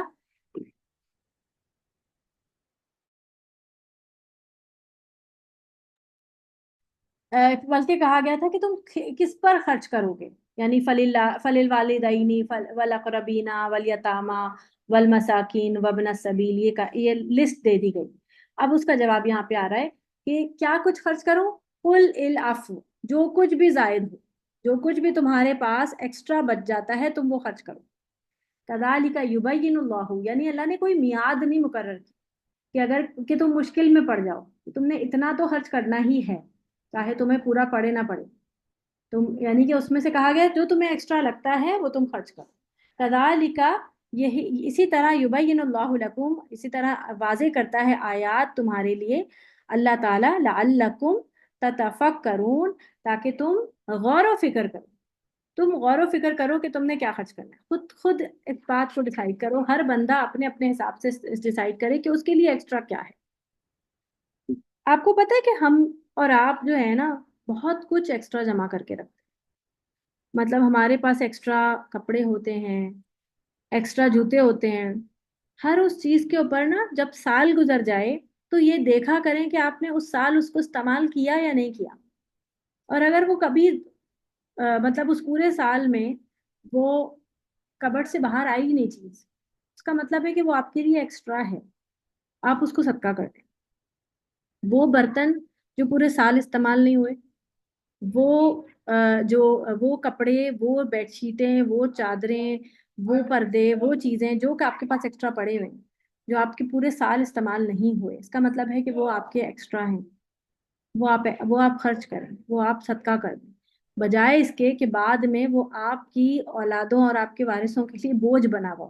کیونکہ بہت ساری چیزیں جو ہم جمع کر کے رکھتے ہیں وہ ہماری اولادوں کے انٹرسٹ کی نہیں ہوتی ہیں. آپ دیکھیں ہماری بیٹیاں بھی ہوں تو ہمارے کپڑے ان کو اولڈ فیشن لگیں گے، وہ ہمارے کپڑے تو نہیں پہنیں گی، وہ پھر اس کا یا تو وہ پھینک دیں گے یا وہ ادھر ادھر پڑے ہوئے ہوں گے رول رہے ہوں گے، یا وہ شاید کسی غریب کو دے دیں. لیکن جو چیز آپ اپنے ہاتھ سے کسی غریب کو دیں گے نا وہ زیادہ فائدے مند ہے. جیسے ایک حدیث کا مفہوم میں بتاتی ہوں کہ ایک شخص نے کہا کہ میرے مرنے کے بعد میری کوئی بہت اس کا کھجور کا باغ تھا، تو کہا کہ میرے مرنے کے بعد وہ وصیت کر کے چلا گیا کہ یہ کھجور کا باغ جو ہے وہ صدقہ کر دیا جائے گا فلاں. تو وہ سارا کچھ جب بٹا گیا تو آخر میں ایک کھجور جو ہے وہ بچ گئی. تو نبی کریم صلی اللہ علیہ وسلم نے وہ اٹھائی اور کہا کہ کاش کہ یہ اپنے ہاتھ سے دے کے جاتا. یعنی کہ مرنے کے بعد دی گئی چیز کی ویلیو اتنی نہیں ہے جو زندگی میں آپ نے دیا ہے. جی عطیہ کیا کہہ رہی ہیں؟ میں یہ پوچھ رہی تھی، آپ نے کہا کہ 1 سال سے زیادہ اگر کپڑے آپ کی کبڈ میں رکھیں تو وہ ہمیں دے دینے چاہیے. اب ہم لوگ یہاں باہر آتے ہیں، ہم 2-3 سال کے بعد پاکستان جاتے ہیں، تو ہم لوگ اپنے 2-3 سال کا اسٹاک لے کر آتے ہیں، جیسے عید کا اس کا، تو اس پہ کیا حکم ہے؟ وہ صحیح نہیں ہے کیا اس میں؟ وہ تو پھر ظاہر سی بات ہے آپ لوگ وہاں رہتے ہیں تو کسی اور قسم کے کپڑے پہنتے ہیں، ظاہر سی بات ہے وہاں پہ سردی گرمی کا نہیں، ہم پاکستانی نہیں، شلوار قمیض ہی پہنتے ہیں الحمدللہ. اچھا کیونکہ ایک مطلب وہ دوسرے کے گھر جاتے ہیں یا کام گھر کے لیے میں کپڑے ہوتے ہیں نہیں پہنے تو جاتے. ہم وہ بہت کم ہی ہوتے ہیں، لیکن جیسے ہماری شلوار قمیض ہے، ہم عید بقرعید پہ اس کے کپڑے لے کر آتے ہیں. 2-3 سال بعد ظاہر سی بات ہے پاکستان جانا ہوتا وہ ہے. تو ڈفرینٹ سیناریو ہے نا کہ آپ ایک ساتھ پہلے سے اسٹاک لے جی کر رکھتے ہیں کیونکہ آپ وہاں نہیں آپ خرید سکتے، وہاں پر آپ کو مشکل ہوتی ہے، بالکل. نہیں ملتے یا مہنگے ملتے ہیں، تو وہ الگ بات ہے. جی میں نارملی بتا رہی ہوں، لیکن ٹھیک ہے. نارملی جب آپ کوئی اوکے. چیز جو آپ کی عام طور پہ استعمال ہو رہی ہوتی ہیں چیزیں، جیسے آپ دیکھیں ہم اپنی شادی کے جوڑے کیوں سنبھال کے رکھتے ہیں؟ یا تو یہ کہ اس کا کوئی مصرف ہو کہ ہمیں جو ہے وہ، یا تو ہماری ٹریڈیشن ہو کہ ہم نے اپنی بچے کو یا اپنی بہو کو یا کسی کو ہم نے وہی پہنانا ہے، تب تو ہم اسے سنبھال کے رکھیں. لیکن جب ہم نے وہ نہ خود پہننا ہوتا ہے نہ وہ کسی اور کو پہنانا ہوتا ہے، وہ بلا وجہ کیوں جو ہے وہ الماریوں میں اور کباڑوں میں سڑ رہا ہوتا ہے؟ کیوں؟ اور ہم اتنا مہنگا سوٹ بناتے کیوں ہیں؟ یہ ٹریڈیشن ہمیں ختم کرنا چاہیے کہ ایسی چیز بنائی جائے جو بعد میں بھی پہنی جا سکے، اور پہنی جائے تو اتنا افسوس، اور کسی کو دیتے ہوئے اتنا دکھ بھی نہ ہو رہا ہو کہ اتنے لاکھوں کا جوڑا آپ نے بنایا پھر آپ اس کسی کو دے رہے ہیں تو آپ کا دل کٹ جائے. تو ایسی مطلب ایک تو یہ رسم ہمیں سب سے پہلے اپنی زندگیوں میں اپنے ایٹ لیسٹ ہم اہل القرآن جو ہیں ہم ایٹ لیسٹ اس چیز کو ضرور اس چیز کو کنڈیم کریں اور اس کو چھوڑ دیں اس رسم کو کہ اتنی مہنگی مہنگی ہم شاپنگیں نہ کریں جو ہم بس ہم صرف سینت کے رکھتے ہیں، پھر کسی کام کا نہیں ہوتا، وہ کوئی دوبارہ پہنتا نہیں ہے، اور پھر اس کے بعد وہ پڑے رہتا ہے بلا وجہ، وہ پھر ویسٹ ہوگی وہ ساری رقم۔ اور یہ اس کی تربیت بھی ہونی چاہیے نا، بچیوں کی اور بچوں کی تربیت بھی کریں شروع سے، ہماری زندگی کا ایک ہونا چاہیے، چاہے ہماری بیٹیاں ہوں چاہے ہمارے بیٹے ہوں، ہمیں اس بات کا ان کو یہ سکھانا چاہیے کہ بیٹا ہم اور آپ جو ہیں وہ ایک ایسے، مطلب ہم انسان ہیں نا، ہم کوئی بادشاہ تو ہے نہیں کہ ہمیں لاکھوں کا جوڑا پہننا ہے، یا یہ کہ ہمیں ضرورت ہے کہ ہم اس چیز کی اتنا مہنگا جوڑا پہن کے اور اتنا ہم کوئی شو بازی کریں۔ ہمیں لوگوں کو دکھانے کے لیے کپڑے نہیں پہننے چاہیے، ہمیں اس چیز کو ختم کرنا چاہیے، اور ہمیں اس چیز کو اپنے طور پر اپنے آپ سے بھی شروع کرنا چاہیے، اور اپنی اولادوں کو بھی سکھانا چاہیے کہ لوگوں کو دکھانے کے لیے ہمیں فیشن نہیں کرنا، ہمیں اپنے لیے کرنا ہے۔ جو کچھ بھی ہم کرتے ہیں نا، ہم خود کمفرٹیبل ہیں ہم کسی بھی کپڑے کو پہننے میں، تو ہم اپنے لیے کریں، ایز فار ایز کہ وہ کپڑا ساتر بھی ہونا چاہیے کہ سطر پورا چپتا ہو، اتنے کمفرٹ لیول پر ہم اپنی ڈریسنگ کریں۔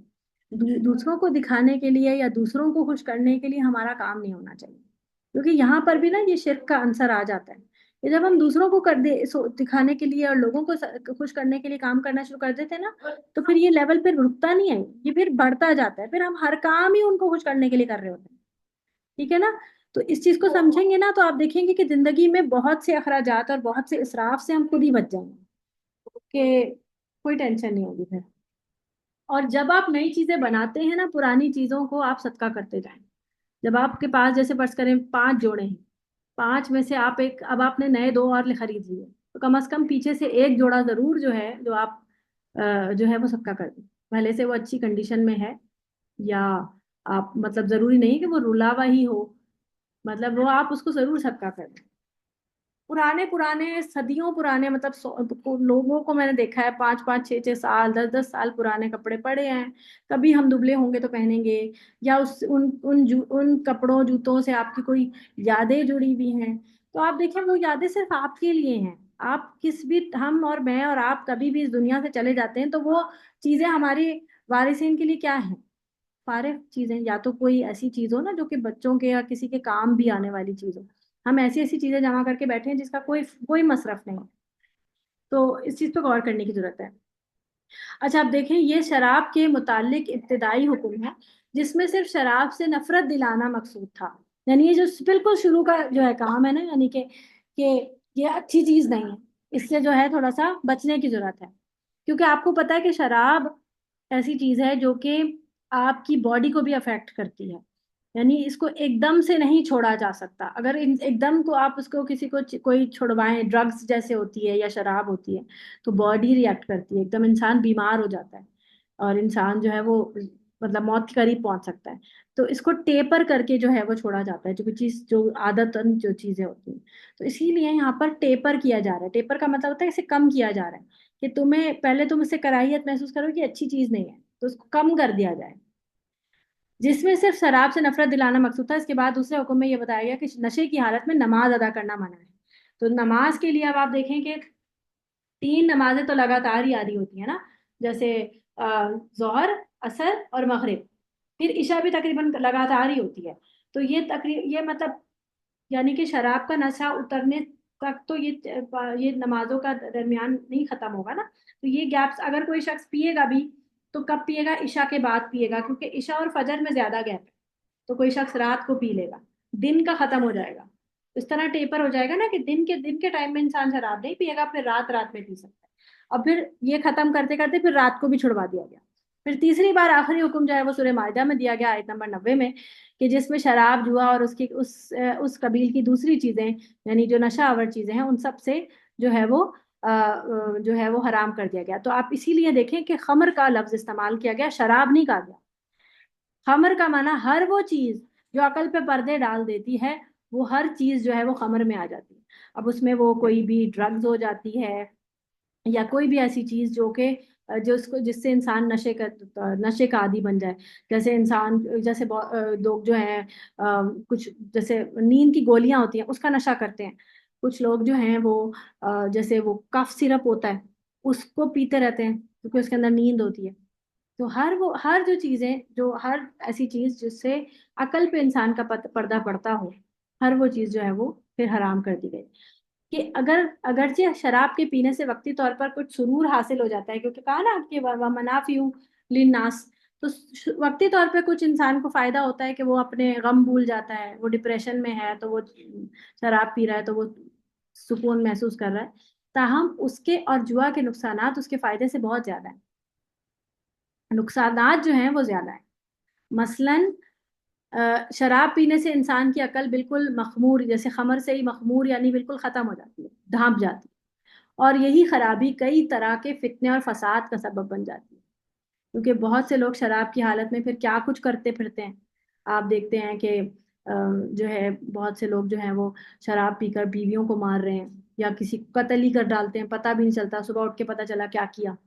بچوں کو مار رہے ہیں، آپس کے ریلیشن شپ خراب ہو رہے ہیں. پھر یہ کہ شراب کی حالت میں زنا ہوتا ہے. شراب کی حالت میں وہ کیا کسی کو چوری ڈاکہ یا رازنی کر رہے ہیں، کچھ نہیں پتا. تو یہ تمام چیزیں جو ہیں وہ انسان کو جو ہے وہ بہت بڑے فتنے اور فساد کا سبب بنا دیتی ہیں.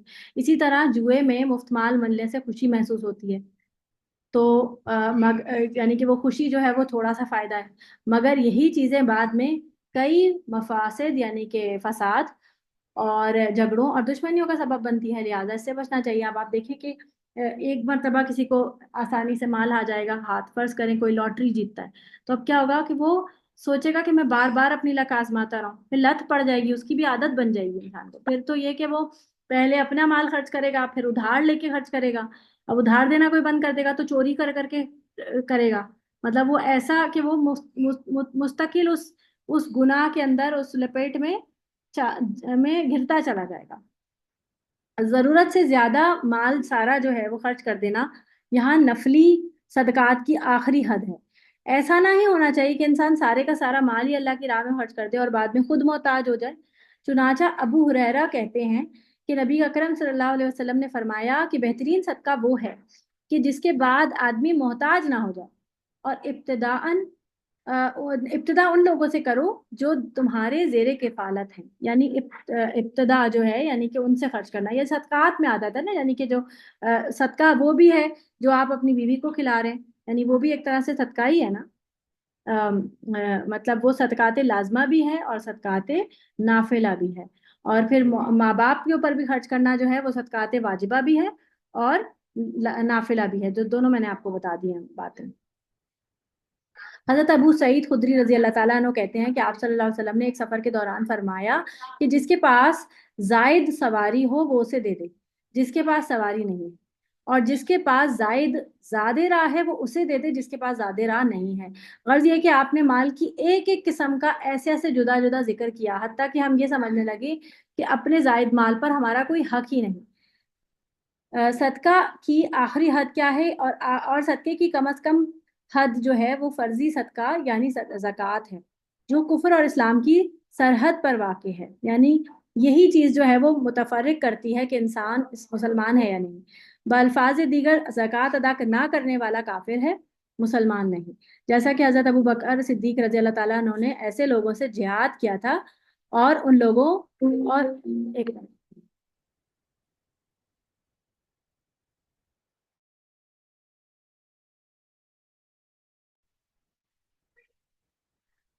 ایسے لوگوں سے جہاد کیا تھا، اور ان دونوں حدوں کے درمیان وسیع میدان ہے.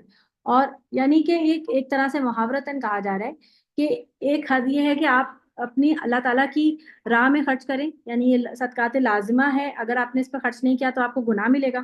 اور ایک حد یہ ہے کہ پھر آپ جتنا چاہے نیکی کما سکتے ہیں، پھر آپ جتنا چاہے خرچ کر سکتے ہیں اللہ کی راہ میں بھی، اور آپ جو ہے وہ صدقات نافلہ میں. انفرادی حق ملکیت اور اشتراکی نظریہ کی تردید. یعنی انفرادی حق اور اشتراکی کا مطلب ہوتا ہے، انفرادی وہ ہوتا ہے جو اکیلے کا مالک ہوتا ہے، اشتراکی وہ ہوتا ہے جس کے اندر کسی نہ کسی کی شرکیت بھی ہوتی ہے. تو اشتراکی ذہن رکھنے والے حضرات نے العفو کے مفہوم کو سخت غلط معنی پہنائے، حالانکہ آیت سے صاف واضح ہے کہ سوال کرنے والے خود اپنے اموال کے مالک تھے، اور اپنی مرضی سے ہی ان اموال میں خرچ کرنے کی قدرت رکھتے تھے. لہٰذا جو نظریہ اس آیت سے نکال کرنے کی کوشش کی گئی ہے، یہ آیت اس کی قطعاً متحمل نہیں ہے. اشتراکی نظریہ کے مطابق ہر چیز کی ملکیت مالک حکومت ہوگی، اور اشتراکی حکومت میں انفرادی ملکیت کا تصور بھی نہیں کیا جا سکتا. اب سوال یہ ہے کہ اگر کسی کی ذاتی ملکیت ہی نہ ہو تو وہ پس انداز کیا کرے گا؟ مطلب وہ پیچھے کیا چھوڑے گا اور خرچ کیا کرے گا؟ پس انداز کا مطلب ہوتا ہے سیو کیا کرے گا، خرچ کیا کرے گا. اور انفاق کے متعلق سوال کیا پوچھے گا؟ گویا جس آیت سے اشتراکی، یعنی کہ یہ کہا جا رہا ہے کہ یہ مطلب کچھ لوگوں نے اس کو غلط معنی میں لیا تھا کہ بیت المال کی اس کی بات ہو رہی ہے، کہ بیت المال جو ہے اس میں سے کس کو دیا جائے گا. بیت المال جو ہے وہ حکومت کا ہوتا ہے نا، یہ انفرادی خرچ کی بات نہیں ہو رہی.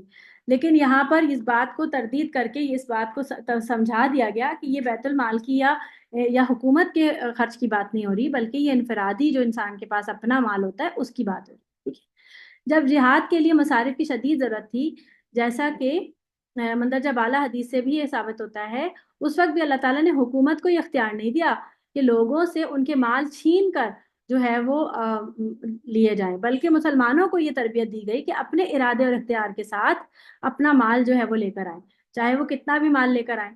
لیکن جو مسلمان اپنا سارا زائد مال نہیں دے سکتے یا نہیں دینا چاہتے، ان پر کوئی پابندی بھی نہیں عائد کی.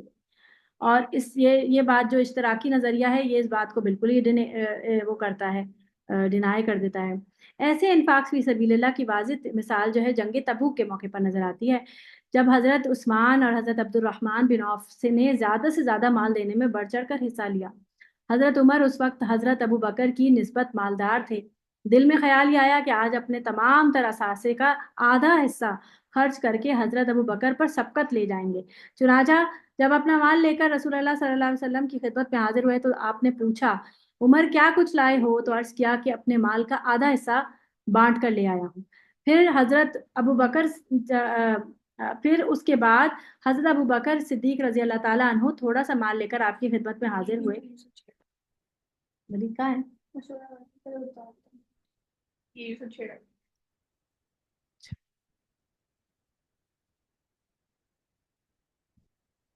ایک منٹ دیجیے گا مجھے بتا.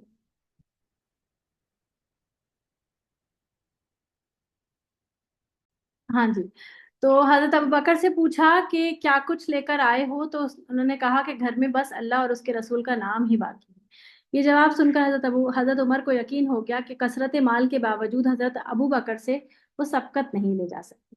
کتنی خوبصورت بات اور کتنی دلچسپ جو ہے وہ ان کی آپس کی وہ ہوتی تھی کہ آپس میں ایک دوسرے سے رائیولری نہیں تھی، لیکن ایک دوسرے پر سبقت کس میں لے کے جاتے تھے؟ لے کے جانے کی کوشش ہوتی تھی نیکیوں میں. اور ہم ایک دوسرے سے کس چیز میں سبقت کرتے ہیں؟ ہم ایک دوسرے سے کس چیز پہ سبقت کرتے ہیں؟ مال میں، سٹیٹس میں. اس کا بچہ فلاں اسکول میں جاتا ہے تو ہمارا بچہ بھی فلاں جو ہے وہ سٹینڈرڈ والے اسکول میں جائے گا. اس کے بچے برانڈڈ کپڑے پہنتے تو ہمارے بچے بھی پہنیں گے. وہ فلاں جو ہے وہ فلاں برانڈ کے کپڑے پہنتی ہے، میں بھی پہنوں گی. یہ ہماری سبقتیں ہیں نا. یہاں یہ بات قابل غور ہے کہ آپ نے حضرت ابو بکر صدیق رضی اللہ تعالیٰ عنہ کا سارا مال قبول بھی فرما لیا، حالانکہ آپ کا ارشاد ہے کہ صدقہ وہ بہتر ہے جس کے بعد آدمی خود محتاج نہ ہو جائے. اس کی وجہ یہ کہ حضرت ابو بکر کا اللہ پر توکل بے مثال تھا، جسے آپ پوری طرح سمجھتے تھے. اور دوسرا یہ کہ وجہ اس وقت جو بھی ضرورت بھی بہت اشد تھی نا، ضرورت کے حساب سے بھی تھی یہ بات کہ جس وقت جو ضرورت ہوگی، جس حساب سے ہوگی، اسی حساب سے معاملہ ہوگا. اب اس کے مقابلے میں ایک دوسرا واقعہ بھی ملاحظہ فرمائیے. اسی موقع پر ایک شخص ایک انڈا بھر سونا لایا اور کہنے لگا مجھے یہ کان سے ملا ہے اور یہ صدقہ ہے اور اس کے علاوہ میرے پاس کچھ نہیں. تو آپ نے اس سے اعراض کیا، تو اس شخص نے دائیں ہو کر یہی بات دہرائی تو بھی آپ نے اعراض کیا. پھر بائیں طرف اور پھر پیچھے سے ہو کر یہی بات دہراتا رہا. آخر آپ نے وہ سونا پکڑا، پھر اسے ہی دے دیا اور فرمایا یہ تمہارے لیے ہی ہے، ہمیں اس کی ضرورت نہیں. جب وہ چلا گیا تو آپ نے فرمایا تم میں سے ایک شخص آ کر کہتا ہے کہ یہ صدقہ ہے، پھر لوگوں کے سامنے ہاتھ پھیلانے لگتا ہے. اس موقع پر بھی آپ نے یہ ارشاد فرمایا کہ بہترین صدقہ وہ ہے جس کے بعد آدمی محتاج نہ ہو جائے. اس شخص کا صدقہ قبول نہ کرنے کی وجہ بھی اس حدیث میں مذکور ہے. یہ سب واقعات سامنے رکھ کر بتائیے کہ کیا کل جو یعنی کہ اشتراکیت کی بات جو اس میں گنجائش رہتی ہے یا نہیں. یعنی اگر آپ یہ حدیثیں دیکھیں تو یہ بات آپ کو صاف سمجھ آ جائے گی. یعنی تمہاری دنیاوی ضروریات حقیقتاً کیا ہیں، اور آخرت میں صدقے کا جو اجر ہے، اجر عظیم تمہیں ملے گا. ان دونوں باتوں کو لحاظ رکھ کر ہمیں سوچنا چاہیے کہ ہم نے کیا خرچ کرنا ہے اور کیا نہیں. ٹھیک ہے، یہیں تک ہمارا جو ہے وہ آج کا لیسن ہے. کسی نے کچھ شیئر کرنا ہے؟ السلام علیکم ورحمۃ اللہ وبرکاتہ. وعلیکم السلام ورحمۃ اللہ وبرکاتہ. جی شاذ. مس، والدین کے بارے میں آپ بتا رہی تھی تو مجھے نا آواز نہیں آئی، سمجھ نہیں آئی. وہ پلیز آپ دوبارہ بتا دیں گی. جب والدین کے اوپر خرچ کرنے کے بارے میں آپ بتا رہی تھی کہ وہ صدقہ ہوتا ہے یا فرض ہوتا ہے، کیا ہوتا ہے؟ یہاں پہ تو ہے نا احسان ہے. اچھا دیکھیے، والدین کے اوپر خرچ کرنا عورت کہہ رہی ہوں اولاد پر واجب نہیں ہے، الا یہ کہ اگر والدین کے پاس کوئی ذریعہ معاش نہ ہو. یعنی کہ جیسے کچھ والدین ہوتے ہیں نا، جیسے کچھ لوگ ہوتے ہیں جو بوڑھے بھی ہو جاتے ہیں، ریٹائر ہو جاتے ہیں، ان کی پینشن آ رہی ہوتی ہے، یا یہ کہ ان کی سیونگز ہوتی ہیں، یا یہ کہ ان کے کچھ کاروبار چل رہے ہوتے ہیں، کچھ دکانیں یا گھر کرائے پہ ہیں تو ان کا کرایہ وغیرہ آ رہا ہے، تو وہ مطلب سیٹلڈ ہوتے ہیں. ان کو اولاد کی ضرورت نہیں ہوتی کہ وہ اولاد ان کو کما کے دے. لیکن کچھ والدین ایسے ہوں گے جن کے پاس کچھ بھی نہیں، سب کچھ ہی وہ اولاد پہ لگا چکے ہیں اور ان کے پاس کوئی ایسا ایسٹ نہیں ہوتا. تو پھر ایسی صورت میں پھر والدین کے اوپر خرچ کرنا پھر ان کے لیے صدقات لازمہ میں یعنی کفالت میں آ جاتا ہے کہ پھر اولاد جو ہے وہ ان کو دے گی. اور تو مس، جو یہ حدیث ہے، نبی کریم صلی اللہ علیہ وسلم کے پاس ایک بوڑھا لاٹھی ٹیکتا ہوا آیا تو اس نے آپ صلی اللہ علیہ وسلم سے اپنے بیٹے کی شکایت کی کہ وہ اپنا مال مجھے نہیں دیتا. تو آپ صلی اللہ علیہ وسلم نے اس کے بیٹے کو طلب فرما کے یہ پوچھا کہ کیا بات ہے؟ تو اس نے کہا کہ میرا باپ میرا مال لے لیتا ہے، اس لیے میں نہیں دیتا. تو آپ صلی اللہ علیہ وسلم کا چہرہ سرخ ہو گیا اور فرمایا تو اور تیرا مال تیرے باپ کا ہے. دیکھیں، اگر وہ مانگ رہا ہے اور اس کے پاس نہیں ہے، ایک والد اور والدہ، آپ کو پتہ ہے کہ ماں اور باپ کا دل کیسا ہوتا ہے؟ ماں اور باپ کا دل ایسا ہوتا ہے کہ جو جیسے اب اس عمر کے اس حصے میں اگر آپ ان کو کچھ دیتے ہیں نا تو وہ پلٹ کے آپ ہی کی اولاد پہ خرچ کر رہے ہوتے ہیں یا آپ پر ہی خرچ کر رہے ہوتے ہیں. وہ اپنی کوئی خاص بالکل ضرورت ایسے کی نہیں ہوتی. اگر وہ باپ مانگ رہا ہے اس کا مطلب ہے کہ اس کے پاس ہے ہی نہیں. ماں اور باپ کا دل ہی نہیں ہوتا کہ وہ اپنی اولاد سے ان کی کمائی مانگے. ماں اور باپ کا تو دل چاہتا ہی نہیں کہ ان سے کچھ لے. تو لیکن مس، اگر جس وہ طرح مانگ ہمارے معاشروں میں یہ ہے کہ اولاد کی شادی ہو جائے پھر والدین ساتھ رہتے ہیں، اسلام نے یعنی کہ یہ چیز والدین کے احترام کے لیے اور ان کے تحفظ کے لیے رکھی ہے. تو اس میں یہ بھی ہوتا ہے نا کہ جو مطلب اولاد کما رہی ہے تو والدین پہ خرچ کرنا ہمارے معاشرے میں یہی سمجھا جاتا ہے یہ ان کا فرض ہے کہ وہ خرچ کر رہے ہیں، وہ ضروریات پوری کر رہے ہیں، یہ ان کا فرض ہے، وہ ان کا قرض نہیں اتار سکتے والدین کا. تو اس لحاظ سے تو پھر لازم نہیں ہے کہ اولاد والدین پہ خرچ کرے. دیکھیں، اگر تو وہی والی بات آ جاتی ہے نا کہ مستحب بھی تو ہے. اگر تو والدین کے پاس اپنا ہے اور انہیں ضرورت نہیں ہے تو اگر اولاد پہ اولاد ان پر خرچ کر رہی ہے تو یہ مستحب ہے اور یہ بہت ثواب کی بھی بات ہے. لیکن اگر والدین نہیں لینا چاہتے تو والدین تو اولاد پہ گناہ نہیں ہے کہ اگر وہ ان کے پر نہیں خرچ کر رہی، یا یہ کہ والدین منع کر دیتے ہیں کہ ہمیں نہیں چاہیے، تم اپنا جو استعمال کرو. اور جی. اگر والدین جو ہے وہ کفالت میں ہیں، یعنی کہ ان کے پاس کوئی نہیں ہے، فرض کریں کہ بوڑھی امی ہے اور ان کا کوئی نہیں ہے کما کے دینے والا، شوہر کا انتقال ہو گیا، تو اب ان امی کا خرچ کرنا جو ہے وہ اولاد کے اوپر ہوگا نا کہ وہ ان کو خرچ کر کے دے گا یا ان کو جو بھی کما کے دے یا جس طرح بھی ہے. ظاہر سی بات ہے. تو یہ اولاد کو جو ہے وہ نہیں کیا گیا، ڈفرینشیٹ نہیں کیا گیا کہ جو ہے یہ مطلب لازمی ہے کہ کہ ہاں یعنی کہ یہ اولاد جو ہے وہ مرد ہی ہو، اولاد جو ہے وہ نرینہ ہی ہو بھی تو ہو. وہ خرچ کرے گی. جی وہ بیٹی بھی خرچ کر سکتی ہے، بیٹی بھی اگر کماتی ہے وہی تو. نا، اسلام کو سب سمجھ کے پڑھا جائے تو چیزیں سمجھ آتی ہیں، ورنہ ہمارے معاشرے میں تو یہ ہے کہ بیٹی کے ہاتھ سے تو کچھ نہ لو، بیٹی کو دینا ہی بنتا ہے اور بیٹے سے اصل بیٹی میں کو نا بھی دلواؤ. ہمارا نا ہندوانہ نظام جو ہے نا وہ ابھی تک ہمارے اندر سے نکلا ہی نہیں. وہی ایون کہ چیز کوئی ریچولس. اولاد زیادہ یہ اعراض کرے تو پھر والدین کہنا شروع ہو جاتے ہیں میں ان کو معاف نہیں کروں گی یا دودھ نہیں بخشوں گی. یہ جملے بھی میں نے سنے ہیں لوگوں سے. نہیں، اللہ تعالیٰ آسانی فرمائے. اصل میں نا ایک اور بھی چیز ہے اور وہ یہ ہے کہ ہمارے یہاں نا ریٹائرمنٹ کا مطلب شریعت میں، ہماری شریعت میں ریٹائرمنٹ کا کانسیپٹ نہیں، یہ ریٹائرمنٹ کا کانسیپٹ نا ہمیں انگریزوں سے ملا ہے کہ اتنا سال 60 70 سال ایک لمٹ دے دی انہوں نے کہ اب ریٹائر ہو جائے بندہ، اب فارغ ہے وہ۔ اور اس طرح ہمارے یہاں جو ہے وہ ہندوؤں سے ہم نے سیکھا کہ بہو آ گئی ہے تو اب، یا بیٹیاں ہو گئی ہیں بڑی، تو اب مائیں جو ہیں وہ بیٹیوں سے زیادہ اتنا نہیں کرتی ہیں، بیٹیوں کے جوان بھی ہو جاتی ہیں بیٹیاں تو مائیں کر رہی ہوتی ہیں کام، لیکن ہاں جب جی بہویں آ جاتی ہیں تو ساسیں بالکل بیٹھ جاتی ہیں، کہتی ہیں اب تو بس اب میں تو فارغ، اب میں نے ساری بچوں کی شادی کر دی ہے، اب تو میں کچھ اور میں نے کچھ کام کرنا نہیں۔ اور پتہ ہے یہ ان کے لیے نقصان دہ ہو جاتا ہے، کیونکہ جب آپ کام نہیں کرتے تو آپ کے جوڑ جو ہے وہ جڑنا شروع ہو جاتے ہیں، جی، پھر زیادہ مسائل ہو جاتے ہیں۔ پھر آپ بیٹھے رہتے ہیں، آپ کا وزن بھی بڑھتا ہے، آپ کے ہاتھ پاؤں کام کرنا بند ہو جاتے ہیں، آپ بیماریوں کا ایک گڑھ بن جاتے ہیں، آپ کے لیے مصیبت ہوتی ہے۔ بجائے اس کے کہ آپ جو ہیں وہ مطلب آپ بھی ہاتھ بٹاتے رہیں ان کا، کبھی یہ کہ کبھی بہو بیمار پڑ جا سکتی ہے، کبھی اس کا آپ تھوڑا بہت ہاتھ بٹا دیں گے، اس کے بھی دل میں جگہ بنے گی، آپ بھی تو اس کا ساتھ جو ہے وہ کام کر لیں گے، اس سے یہ آپ ہی کو فائدہ ہوگا۔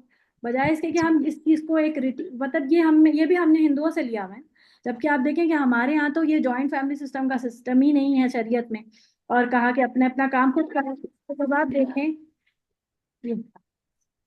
دیکھیں کہ جب آپ اپنے اپنے بچوں کی شادیاں کر کے سب کو الگ کر دیتے ہیں تو آپ کے کام کون کرے گا؟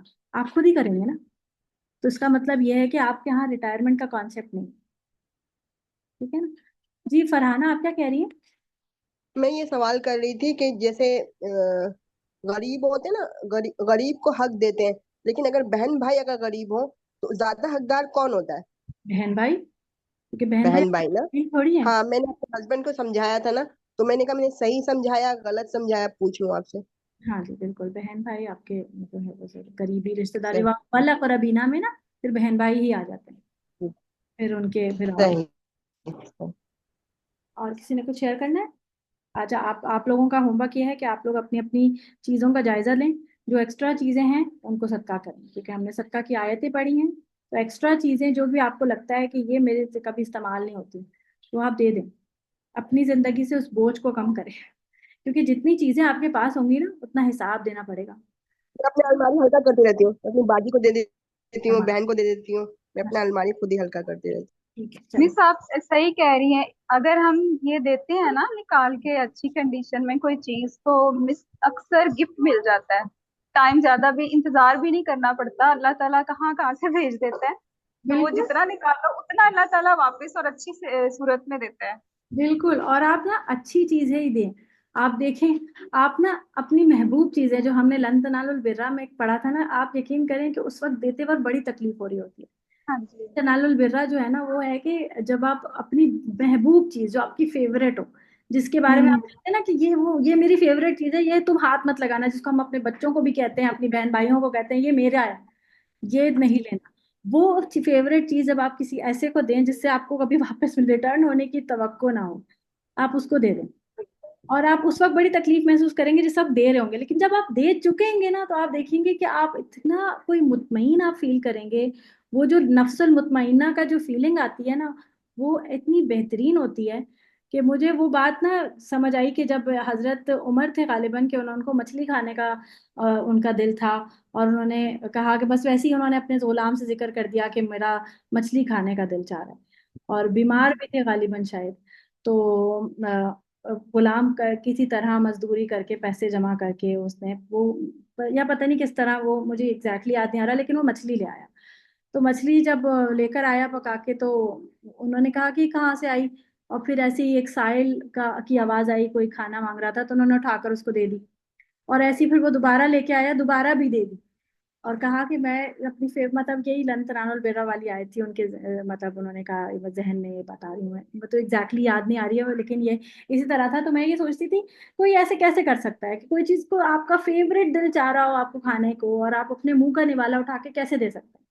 تو جب واقعتاً آپ دیتے ہیں نا تب آپ کو پتہ چلتا ہے کہ واقعی جو فیلنگ ہوتی ہے نا اس دینے کے بعد، اس وقت دیتے ہوئے تکلیف ہو رہی ہوگی لیکن اس دینے کے بعد جو فیلنگ ہوگی نا وہ انمول ہوگی، کبھی کر کے دیکھیے گا۔ چلیں، سبحانک اللہم و بحمدک، اشہد ان لا الہ الا انت، استغفرک و اتوب الیک۔ السلام علیکم و رحمۃ اللہ وبرکاتہ۔